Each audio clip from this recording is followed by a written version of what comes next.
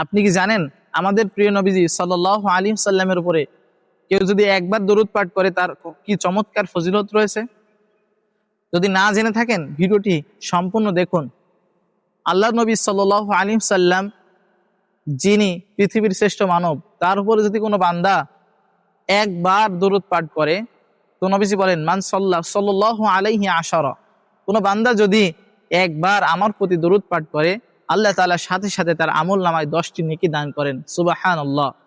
এছাড়াও অন্যত্র একটা হাদিস আছে, যে হাদিসে আল্লাহ নবী সাল্লাল্লাহু আলাইহি সাল্লাম বলেছেন কোনো বান্দা যদি একবার আমার প্রতি দরুদ পাঠ করে আল্লাহ তাআলা তার আমল নামায় সাথে সাথে 10টি নেকি দান করেন এবং সেই সাথে 10টি গোনা তার আমল নামা থেকে মুছে দেন এবং 10টি রহমত ওই বান্দার উপরে আল্লাহ তাআলা প্রেরণ করেন।